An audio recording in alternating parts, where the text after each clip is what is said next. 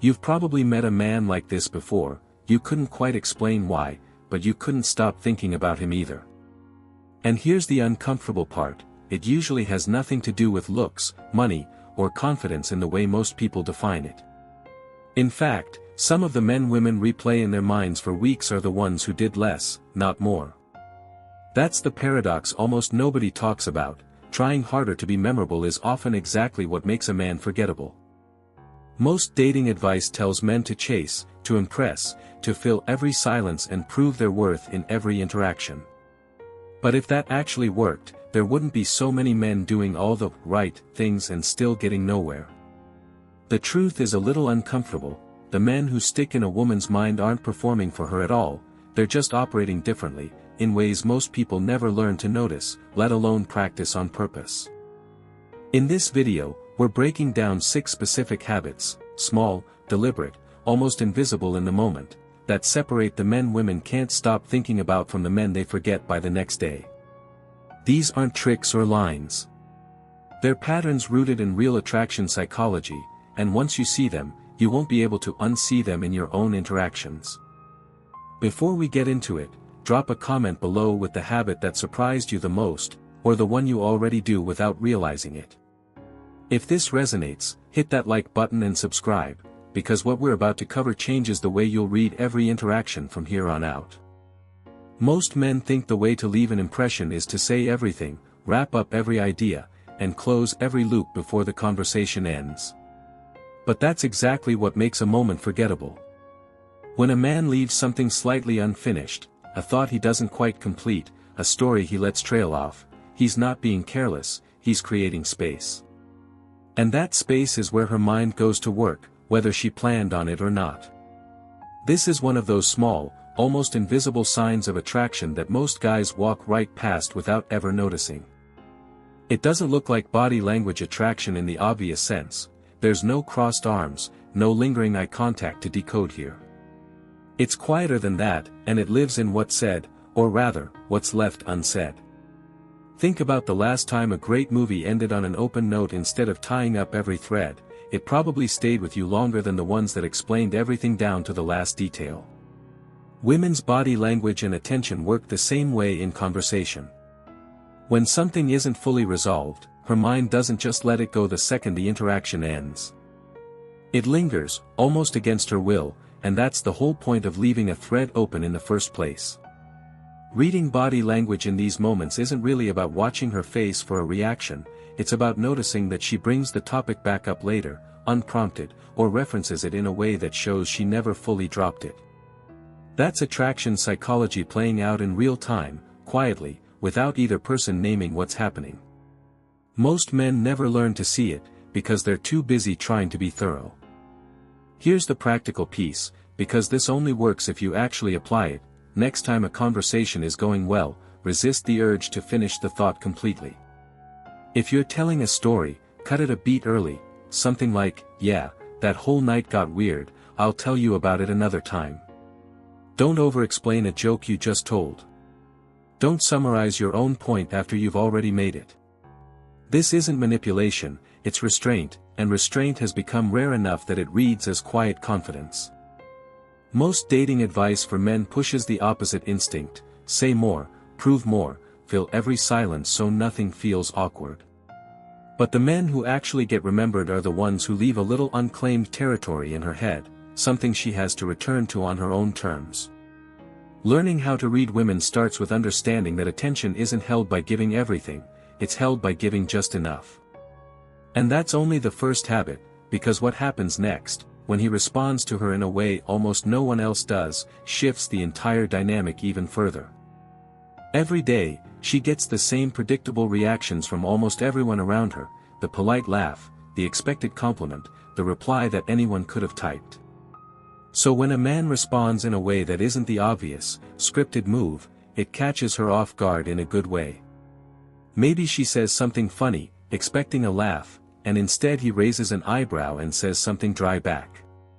Maybe she tests him with sarcasm, expecting defensiveness, and he just smiles like he's in on the joke. That gap between expected and actual is where attention gets grabbed.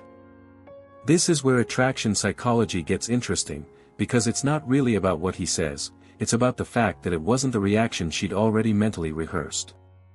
Most men respond the way everyone else responds, because it feels safe, because it avoids awkwardness, because nobody teaches men that predictability is actually the risk. Reading body language in these interactions means watching for the micropause, the slight tilt of the head, the moment she recalibrates because something didn't go the way she expected. That recalibration is attention, whether she's conscious of it or not. Think of it like tasting a dish you've had 100 times, except this one chef added something unexpected, one spice you weren't ready for. You don't forget that meal the way you forget the 100th identical version of it. Women's body language signals work similarly in conversation. The brain is wired to notice deviation, not repetition. A woman who's used to predictable male attention isn't going to remember the guy who followed the script perfectly, she's going to remember the one who didn't. Here's how to actually practice this without forcing it. Next time someone throws you a compliment, a joke, or a tease, pause before reacting the normal way. If she teases you, don't get defensive and don't over-compliment back. Try something playful and slightly unexpected instead, like calling her out right back with a smirk. If she says something serious, resist rushing to fix or comfort immediately. Sometimes just holding space with a calm, curious reaction says more. This isn't about being weird for the sake of it, it's about breaking the autopilot response that everyone else defaults to. This single shift is often the difference dating advice for men glosses over. How to read women isn't about memorizing lines, it's about noticing the pattern everyone else follows and consciously stepping outside of it. And once a man learns to react differently, something else starts to matter even more, whether he's actually available to her, or whether he still has a life that pulls him elsewhere. There's a specific kind of pull that happens when someone is genuinely warm toward her in the moment, present, engaged, clearly enjoying the interaction, but still visibly has his own world running in the background. He's not glued to his phone waiting on her text. He's not rearranging his week around the possibility of seeing her. He's warm when they're together, and then he goes back to his own life, fully, without performing distance on purpose. That contrast is rare enough now that it stands out almost immediately. Most men swing to one extreme or the other. Either they're constantly available, replying instantly, always free, always accommodating, which quietly signals that she's the most interesting thing happening in his life, or they go cold and distant trying to seem mysterious, which just reads as disinterest. Neither version creates real body language attraction. What actually works is warmth paired with independence, because it gives her something to miss between interactions instead of something to take for granted. Think about it like a favorite show that drops one episode a week instead of dumping the whole season at once. The wait is part of what keeps you engaged, replaying scenes, wondering what happens next. Constant availability is the equivalent of binge-releasing everything at once. There's nothing left to anticipate. Attraction psychology leans heavily on this kind of spacing, because the brain assigns more value to things that aren't fully accessible on demand, and that includes people. Practically, this means having an actual life outside of her, hobbies, goals, friendships, a schedule that doesn't bend the second she reaches out. If you're building something, training for something, deep into a book or a project, let that exist visibly instead of hiding it to seem more available. Reply when it makes sense, not instantly out of anxiety that she'll lose interest. This one habit alone tends to fix a huge chunk of what most dating advice for men gets backwards, the instinct to prioritize her attention over your own direction. Learning how to read women in this context isn't really about her signals at all, it's about recognizing that curiosity is built in the gaps, not the constant contact. When a man has his own gravity, warmth becomes something she experiences rather than something she's owed. And once independence is in place, the next habit takes things even further, because being available with your presence is one thing, but being available with your attention to detail is something almost nobody does well. Most conversations pass by in a blur of surface-level exchange, people hear each other without actually absorbing anything specific. So when a man remembers something small she mentioned in passing, the name of her coworker she complained about once, the fact that she doesn't like cilantro, a throwaway comment about a trip she's planning, and brings it up again later, unprompted, it registers as something rare. Not because it's a grand gesture, but because almost nobody does it. This is one of the more underrated signs of attraction that isn't about him showing interest in the obvious ways, flowers, compliments, grand plans. It's quieter and, honestly, more effective, because it proves he was actually listening the first time, not just waiting for his turn to talk. Reading body language in these moments isn't the point at all. This is about reading her words and holding on to them the way most people don't bother to. That distinction matters more than people think. Picture the difference between a waiter who remembers your usual order after one visit versus one who treats every interaction like the first time. The first one makes you feel like a person, the second makes you feel like a transaction. Women's body language signals often shift the moment they realize they're being genuinely noticed, a slight softening, more openness in how they engage, because being remembered activates something most day-to-day interactions never touch. The practical move here is simple but takes actual effort. Pay attention like you're going to be tested on it later, because in a way, you are. When she mentions something small, a stressful project, a show she's into, an opinion she has about something random, file it away. Bring it up days or weeks later, casually, like it's nothing. Hey, did that thing with your coworker ever get resolved? That single sentence does more work than most dating advice for men ever accounts for, because it's not a line, it's proof of attention. Learning how to read women, in this sense, starts with realizing that most men are too busy managing their own image in a conversation to actually absorb what she's saying. The ones who break that pattern stand out instantly, and not because they tried to, because they actually paid attention. And once he's mastered noticing her, the next habit flips the entire dynamic, because it's not about what he does for her at all, it's about what he refuses to do. There's a specific kind of relief that happens when someone stops performing.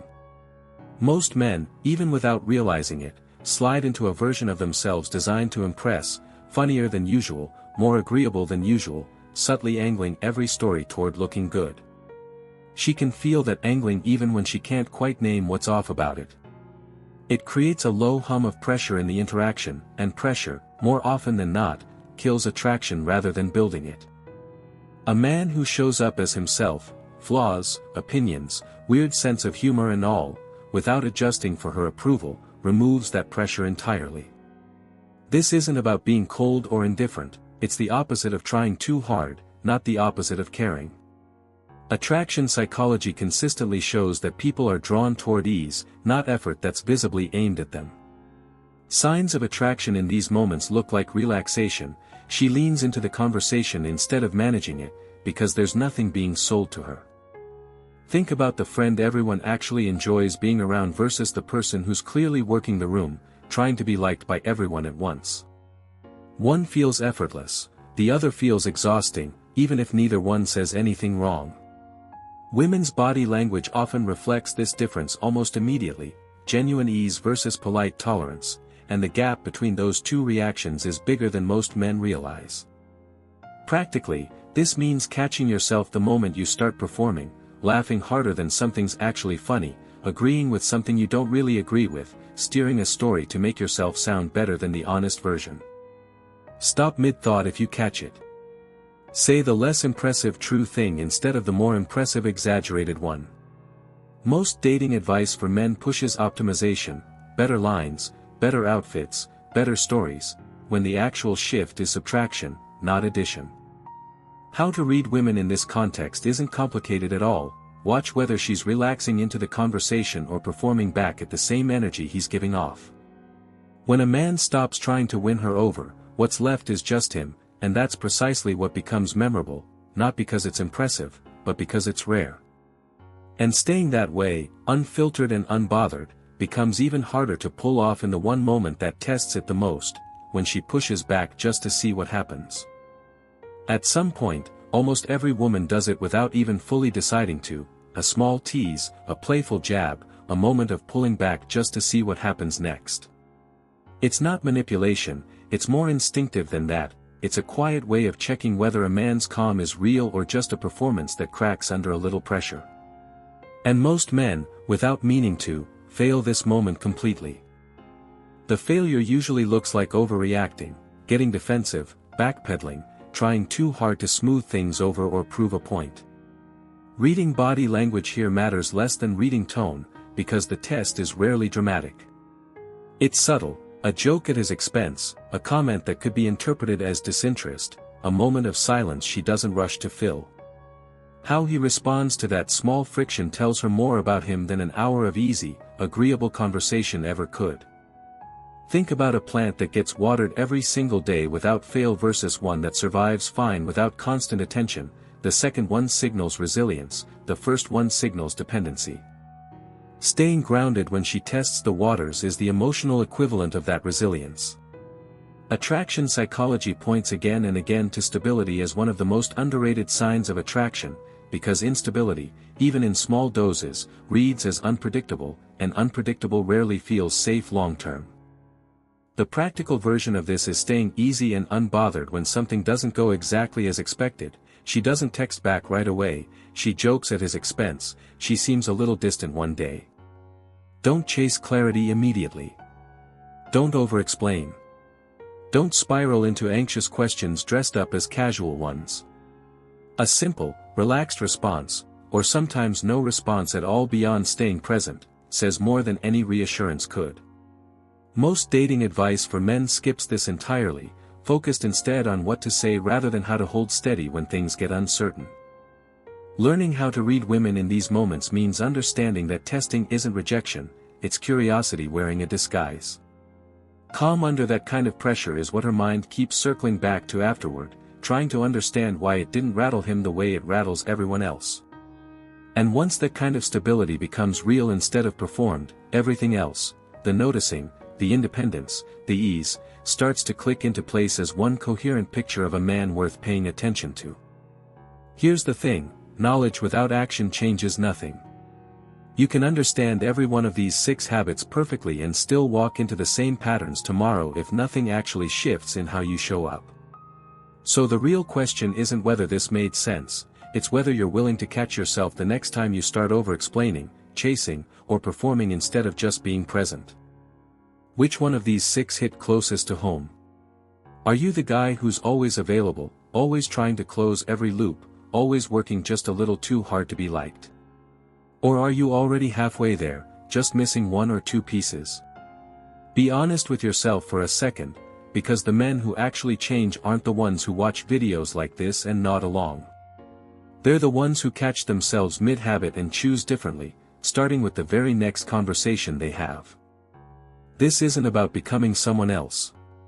It's about stripping away everything that's been quietly working against you, the over-explaining, the constant availability, the need to win people over, and letting what's left actually be seen.